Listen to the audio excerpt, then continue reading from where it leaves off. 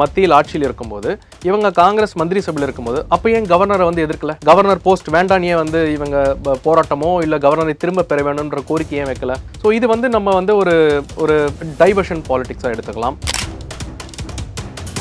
இன்னைக்கு விஜய் வந்துட்டாரு, இவருக்கு மீடியா ஃபோக்கஸ் லைம்லைட் கிடையாது. அதனால தன் மீது கவனம் வேணும், ஒரு ஃபோக்கஸ் வேணும். இன்னைக்கு யார் அடிச்சா வந்து நம்ம ஒரு பேசும் பொருளாக வருவோன்றதுக்காக பெரியாரை வந்து இவங்க சீன்றாங்க. பெரியார் என்னென்ன பண்ணாருன்னு முதல்ல சீமான் தயவு செய்து கற்றுக்கணும்.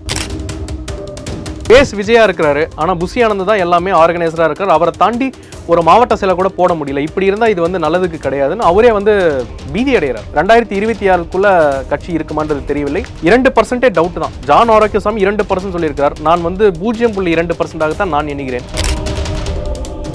விஜய் போன்றவர்கள் மக்களால் புறக்கணிக்கப்படுவார். விஜய் எல்லாம் மக்கள் பார்த்துக்கிட்டு இருக்காங்க. மக்கள் சும்மா ஒன்றும் கிடையாது. மக்கள் எப்படி தெரியுங்களாங்க, டிவியில் பார்க்குற ஒரு ஆளை ஒரு நேரில் பார்க்கணும் ஒரு கியூரியாசிட்டி இருக்கும். ஆனால் ஓட்டு போடணும்னு வரும்போது மக்கள் யோசிப்பாங்க. தமிழ்நாட்டு மக்களை விட ஒரு புத்திசாலி யாருமே கிடையாதுங்க.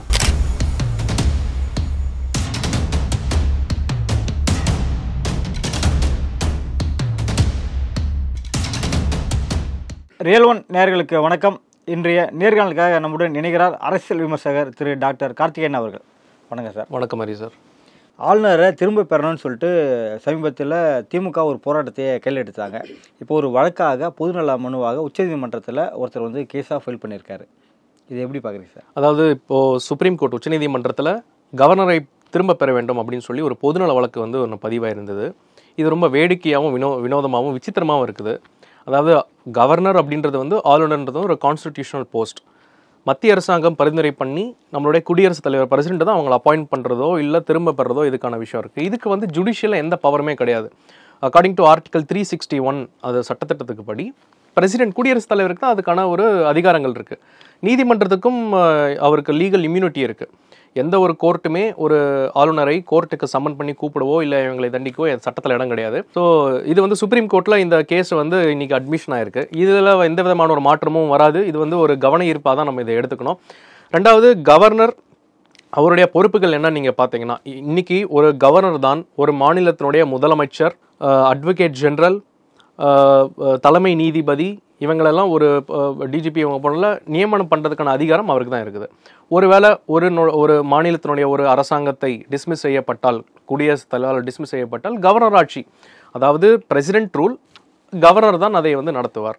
ஸோ கவர்னர்ன்றது வந்து நம்ம சட்டத்தில் நம்ம கான்ஸ்டிடியூஷனில் இருக்கிற ஒரு விஷயம். அம்பேத்கர் கொண்டு வந்த கான்ஸ்டிடியூஷனில் கவர்னர் ஒரு போஸ்ட் வந்து ஒரு கான்ஸ்டிடியூஷனல் போஸ்ட். அதை எடுக்கணுன்றது வந்து இங்கே இருக்கிற ரூலிங் கவர்மெண்ட், இப்போ திமுக எடுத்துக்கலாம். திமுக அவங்களுக்கு ஏதாவது ஒரு விஷயம் வேணும் அப்படின்னா அவங்க வந்து அதை எதிர்க்கிறாங்க. இதே போன அதிமுக கவர்மெண்ட்டில் திமுக எதிர்க்கவில்லை, அதிமுக எதிர்க்கவில்லை. அவங்களுக்கு தேவைப்பட்டால் எதிர்க்கிறாங்க, போராட்டம் பண்ணுறாங்க, கவர்னரை வந்து இது பண்ணுறாங்க. ஸோ கவர்னரும் அதே நேரத்தில் கவர்னரும் அவருடைய எல்லை வரம்புக்குள் அவருடைய எக்ஸிக்யூட்டிவ் பவர்ஸ்குள்ளே தான் அவர் வந்து சில மாற்றங்களோ இல்லை சில விஷயங்களோ பண்ணணுன்றது ஒரு விஷயம். அதாவது நம்ம வரலாற்றிலேயே நீங்கள் அறிஞர் அண்ணாதுரை 1959 ஃபர்ஸ்ட் எலெக்டட் கேரளாவோட கம்யூனிஸ்ட் கவர்மெண்ட், கேரளாவுடைய முதல் அரசாங்கம் வந்து இடபிள்யூஎஸ் கவர்மெண்ட் வந்து இது பண்ணுறாங்க, டிஸ்மிஸ் பண்ணுறாங்க. அதற்கு அண்ணா எதிர்த்து பேசுகிறாரு. ஆட்டுக்கு எதற்கு தாடி நாட்டுக்கு எதற்கு கவர்னர் வந்து பேசினார். அதன் பிறகு திமுக யாரும் அந்த ஒரு கோரிக்கை, அண்ணா அதுக்கப்புறம் முதலமைச்சர் ஆனதுக்கப்புறமே கவர்னரை வந்து போஸ்ட் வேண்டாம் அப்படின்ற ஒரு கொள்கை தீர்மானமாக அவங்க எதுவுமே எடுக்கலை. கருணாநிதி அவர்களும் கலைஞர் கருணாநிதி அவர்களும் எடுக்கவில்லை, ஜெயலலிதா அவர்களும் எடுக்கவில்லை. ஏன் இந்தியாவில் எந்த ஸ்டேட்ல பிரமாணம் செய்வதற்காக அவர் வேணும் இல்லை, அதுக்கு மட்டும்தான் இவங்க பயன்படுத்திக்கிறாங்க, மற்றதுக்கெல்லாம் எதிர்க்கிறாங்க. அதே நேரத்தில் இந்தியாவில் எந்த மாநிலத்திலுமே கவர்னர் எதிர்க்கலையே, தமிழ்நாடு அரசாங்கம் மட்டும்தான் அப்பப்போ எதிர்க்கிறாங்க. இதே திமுக அரசாங்கம் காங்கிரஸ் மத்தியில் ஆட்சியில் இருக்கும்போது இவங்க காங்கிரஸ் மந்திரி சபையில் இருக்கும்போது அப்போ ஏன் கவர்னரை வந்து எதிர்க்கல? கவர்னர் போஸ்ட் வேண்டானியே வந்து இவங்க போராட்டமோ இல்லை கவர்னரை திரும்ப பெற வேணும்ன்ற கோரிக்கையே வைக்கல. ஸோ இது வந்து நம்ம வந்து ஒரு டைவர்ஷன் பாலிடிக்ஸாக எடுத்துக்கலாம். அதே நேரத்தில் இதை திசை திருப்பும் செயலாகவோ இல்லை கவனம் ஈர்ப்பு செயலாகவும் இருக்கலாம். ஸோ அப்படி தான் நம்ம இதை பார்த்துக்கணும். இல்லை, ஆளுநருக்கும் திராவிட மாடல் அரசுக்கும் தொடர்ந்து இந்த மோதல் போக்கு எதனால் நடக்குது சார்? ஆளுநருக்கும் திராவிட மாடல் அரசுக்கும் மோதல் போக்கு வந்து அப்படி நம்ம சொல்லக்கூடாது. மத்தியில் திமுகவினுடைய கூட்டணியில் இல்லாத அரசாங்கம் அமைந்து ஒரு கவர்னர் வந்தால் எதிர்ப்பார்கள். மத்தியில் திமுகவுக்கு இணக்கமான ஒரு அரசாங்கம் நடக்கும்போது ஆளுநரை அரவணைப்பார்கள். அப்படி தான் நம்ம இதை எடுத்துக்கணும். சர்ச்சைக்குரிய வார்த்தையில் தந்தை பெரியாரை விமர்சனம் பண்ணிட்டார் அப்படின்னு சொல்லிட்டு சீமான் அவர்கள் மீது அவர் வாகனங்கள் மீதும் தாக்கப்படுறாங்க. தொடர்ந்து அவரை வந்து அரெஸ்ட் பண்ணணும், இல்லை அவர் வந்து மன்னிப்பு கேட்கணும் அப்படின்ற கோரிக்கைகள் இங்கே எழுது. சீமான் அது முன்னாடி திராவிட கழகத்தில் வந்தார், அப்போ ஒரு மாதிரி பேசுறாரு, இப்போ ஒரு மாதிரி பேசுறாரு. அதுக்கு ஒரு விளக்கத்தையும் கொடுத்துருக்காரு. அது முன்னாடி நான் திருடர் கூட்டத்தில் இருந்தேன், கூடனா இருந்தேன், இப்போ எனக்கு பார்வை கிடைச்சிருச்சு இல்லை வேறு மாதிரியான ஒரு விளக்கத்தை கொடுத்து எஸ்கேப் ஆகிறாரு. இது எப்படி பார்க்குறீங்க சார்? அதாவது பெரியார் பிறந்தது வந்து 1879, பெரியார் மறைந்தது வந்து 1973. கிட்டத்தட்ட பார்த்தீங்கன்னா உங்களுக்கு வந்து ஒரு 60 வருஷம் ஆக போகுது பெரியார் இறந்து. இன்றும் பெரியார் வந்து ஒரு பேசப்படும் பொருளாக தான் இருக்கிறார். ஏன்னா பெரியாரை தாண்டி இங்கு தமிழ்நாட்டில் அரசியல் கிடையாது.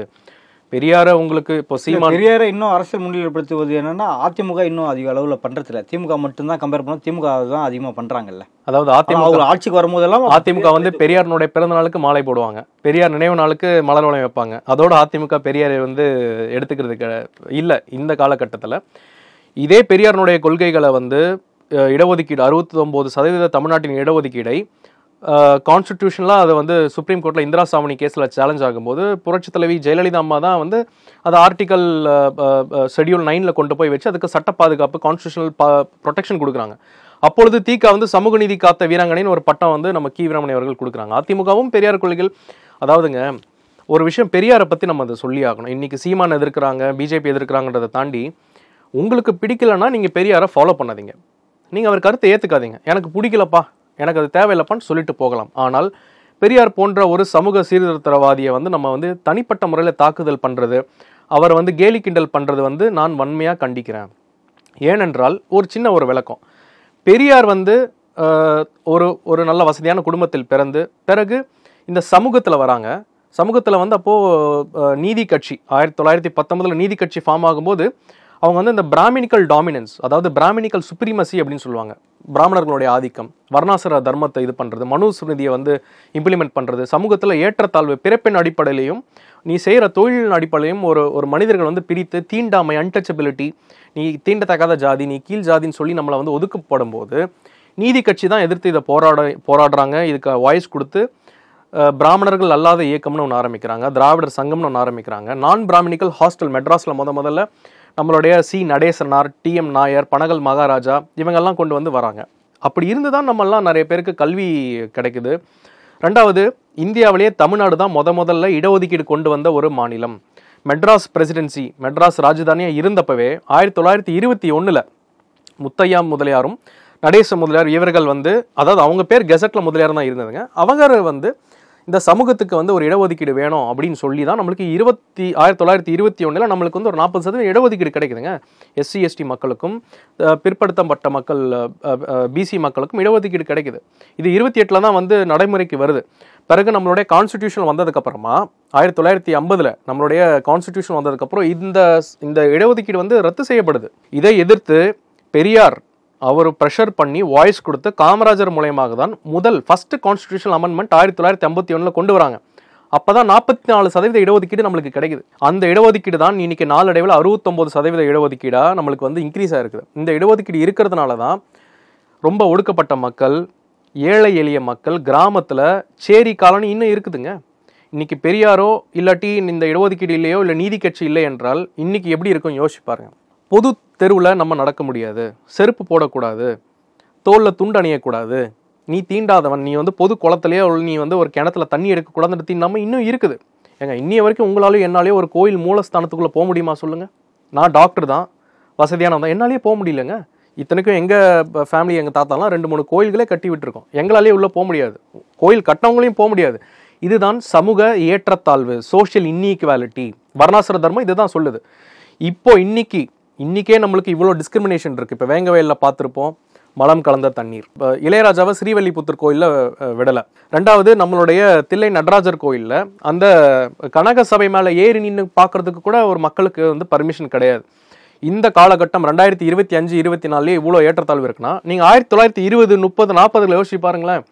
அப்போ மக்களுக்கு போதிய ஒரு படிப்பு கிடையாது, ஒரு அவேர்னஸ் கிடையாது, இவ்வளோ சமூக ஊடகங்கள் கிடையாது, மீடியா கிடையாது, பத்திரிகை கிடையாது. அவங்க அந்த காலத்தில் எவ்வளவு கொடுமைகளை அனுபவிச்சிருப்பாங்க.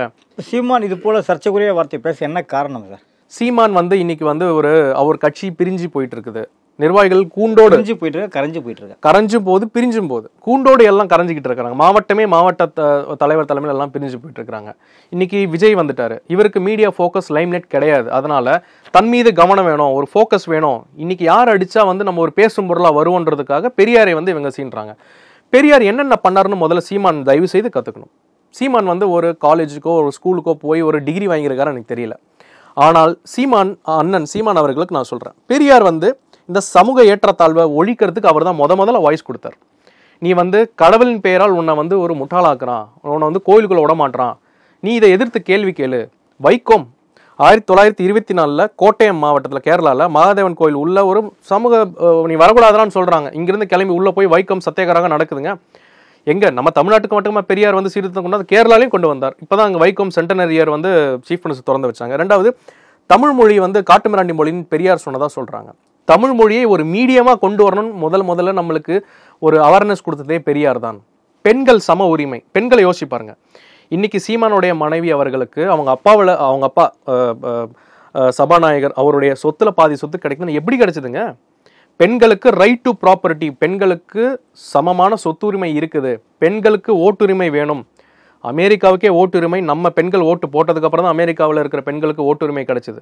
ஸோ பெண்களுக்கு ஓட்டுரிமை, பெண்களுக்கு கல்வி, பெண்கள் அரசியலையும் வரணும், பெண்களுக்கு இதுலையும் கொடுக்கணும் அப்படின்ற ஒரு வாய்ஸ் கொடுத்தவர் பெரியார் தான். அதே போன்ற இந்த இன்டர்காஸ்ட் மேரேஜ், கலப்பு திருமணம், இன்னைக்கு ஜாதி விஷயத்தினால எவ்வளோ சமூக பிரச்சனைகள் சிக்கல்கள் வருது.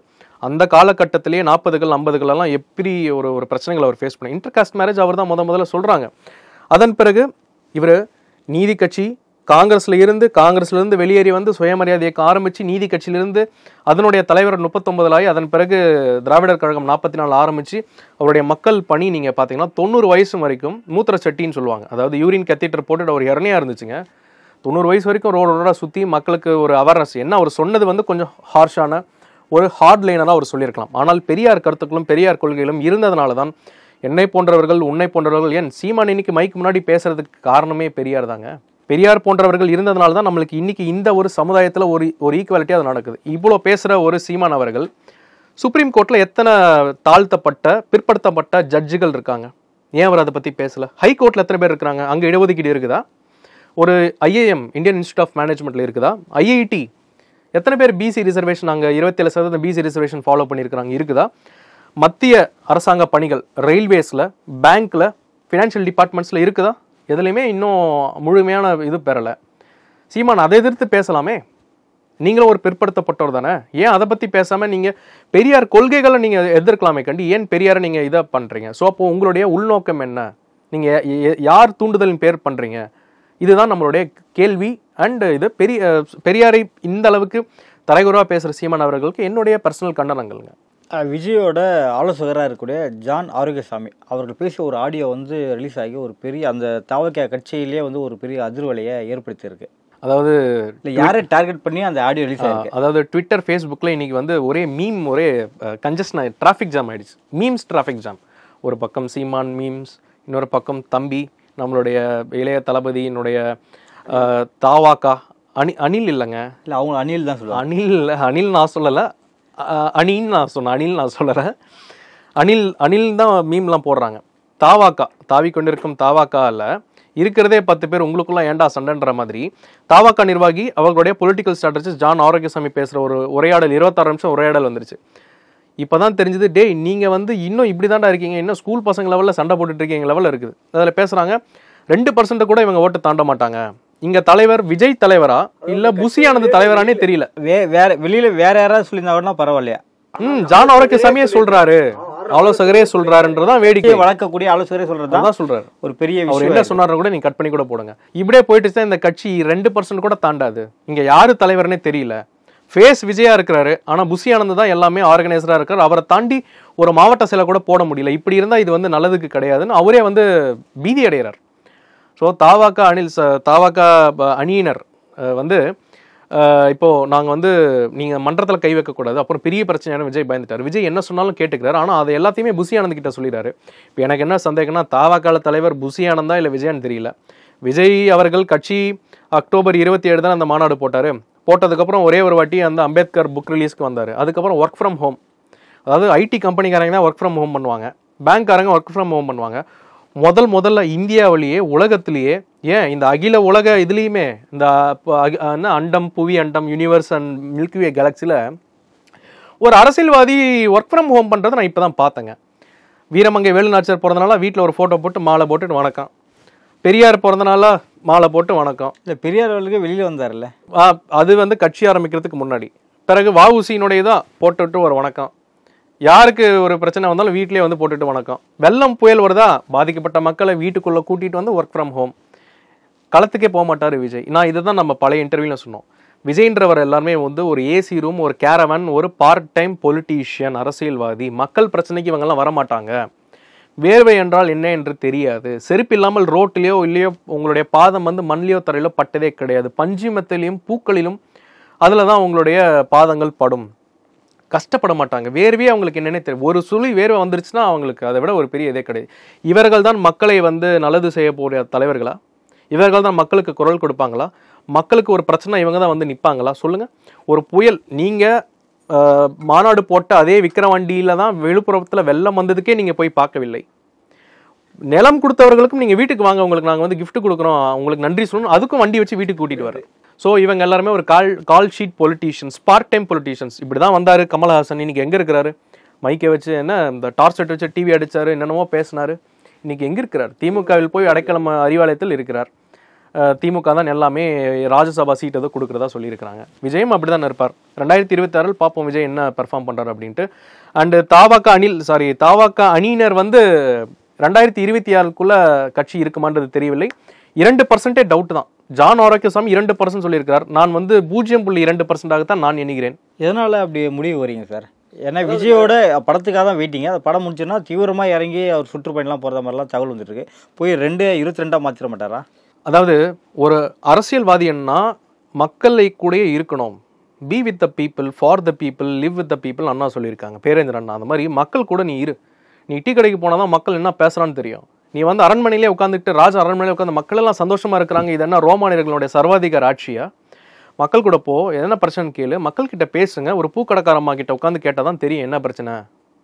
ஒரு ஆட்டோ டிரைவர், ரிக்ஷா டிரைவர் கிட்ட கேட்டால் தான் என்ன பிரச்சனை தெரியும். ரேஷன் கடையில் மளிகை பொருட்கள், பருப்பு, அரிசி வாங்குறவங்களுக்கு தான் தெரியும் புழு இருக்குதா, பூச்சி இருக்குதா, டஸ்ட் இருக்குதான்றது தெரியும். ஒரு கிருஷ்ணாண்டம் வாங்குற ஒரு அம்மா கிட்ட, குடிசையில் இருக்கிற ஒரு அம்மா கிட்ட, ஆயா கிட்ட போய் நீங்கள் கேட்டிங்கன்னா தான் உங்களுக்கு என்ன பிரச்சனை தெரியும். ஒரு தாலுகா ஆஃபீஸுக்கோ இல்லை ஒரு கலெக்டர் ஆஃபீஸ்க்கோ ஒரு மனு கொடுக்க வர ஒரு ஊனமுற்றோருக்கோ, ஒரு பெண்களுக்கோ, இல்லை ஒரு தாழ்த்தப்பட்ட மக்கள்கிட்ட நீங்கள் போய் சேர்ந்தீங்கன்னா தான் அவங்க பிரச்சனை என்னன்னு தெரியும். நீ அவங்க இடத்துக்கு நீங்கள் போனீங்கன்னா தானே சார் தெரியும் அவங்க வாழ்வியல் முறை என்ன, எவ்வளோ கஷ்டப்படுறாங்க, எப்படி சாப்பிட்றாங்கன்னு தெரியும். நீங்கள் உங்கள் வீட்டில் உட்காந்துட்டு நீங்கள் அரசியல் பண்ணீங்கன்னா நீங்கள் என்ன அரசியல்வாதி? நீங்கள் வந்து மேம்பட்ட என்னுடைய பாப்புலாரிட்டிலேயே எனக்கு வந்து ஓட்டு வந்துடும், நான் படுத்துக்கிட்டே ஜெய் பண்ணுற ஒரு திமிர் தனாவட்டில் இருக்கிறாரா என்னன்னு எனக்கு தெரியல. விஜய் போன்றவர்களால் மக்களால் புறக்கணிக்கப்படுவார். விஜய் எல்லாம் மக்கள் பார்த்துக்கிட்டு இருக்காங்க. மக்கள் சும்மா ஒன்றும் கிடையாது. மக்கள் எப்படி தெரியுங்களாங்க, டிவியில் பார்க்குற ஒரு ஆளை ஒரு நேரில் பார்க்கணும் ஒரு கியூரியாசிட்டி இருக்கும். ஆனால் ஓட்டு போடணும்னு வரும்போது மக்கள் யோசிப்பாங்க. தமிழ்நாட்டு மக்களை விட ஒரு புத்திசாலி யாருமே கிடையாதுங்க. நீங்கள் ஒரு சாதாரண ஒரு கடைக்கோடி கிராமத்தில் நீங்கள் போனீங்கனாலும் மக்கள் இன்னைக்கு அப்டுடேட் பாலிடிக்ஸ் என்னன்னு தெரிஞ்சு வச்சிருக்காங்க. இப்போ இருக்கிற ஒரு தாத்தா, 80 வயசு தாத்தா, அவர் வந்து ஃபோனை பார்த்துட்டு அப்போ வாட்ஸ்அப்பில் இப்படிலாம் பேசுகிறானுங்க அப்படின்னு அவர் எங்கிட்டே கேட்குறாரு சில அரசியல் டிஸ்கஸ் பண்ணும்போது. ஸோ மக்கள் கூட நின்னாதாங்க மக்கள் வந்து உங்களை நம்மள ஒருத்தர் நினைப்பாங்க. அண்ணா எப்படி இருந்து வந்தார், பெரியார் எப்படி இருந்து வந்தாங்க, காமராஜர் எப்படி இருந்து வந்தார், எம்ஜிஆரும் அப்படி இருந்து தான் வந்தார். நான் சின்ன வயசில் பசியில் இருந்திருக்கேன், சோறு கிடைக்கலன்ற ஒரு வேதனையில் தான் எல்லாருக்கும் மதிய உணவு, சத்துணவு திட்டம் கொண்டு வந்தாங்க. அவருடைய செட்டில் வீட்டுக்கு ராமாபுரம் தோட்டத்துக்கு போனவங்க யாரும் சாப்பிடாம வந்தது கிடையாதுன்னு சொல்கிறாங்க. விஜயகாந்த் எடுத்துக்காங்களேன், அவர் ஸ்டார்டிங்கில் எவ்வளோ கஷ்டப்பட்டாரோ அந்த கஷ்டம் யாருக்கும் வரக்கூடாது சக நடிகர்னு சொல்லிட்டு அந்த செட்டில் எல்லாரும் வந்து சாப்பிட்டோம். அதனால தான் விஜயகாந்த், பொன்மன செம்மல், எம்ஜிஆர் அவர்கள் இவங்கெல்லாம் போற்றப்படுறாங்க. ஸோ மக்கள் அவங்கள தன்னுள்ள ஒரு ஆளாக நினைக்கிறாங்க. விஜய் அந்த மாதிரி ஏற்றுக்கவும் இல்லை. விஜய் அதுக்கான ஒரு ஃபிட்டான ஒரு லீடரும் கிடையாது. Vijay is not a leader, Vijay is a business man, is an actor. நடப்பு அரசியல் குறித்து பல்வேறு கருத்தில் இப்போது மிக்க நன்றி சார். நன்றி சார், தேங்க்யூ.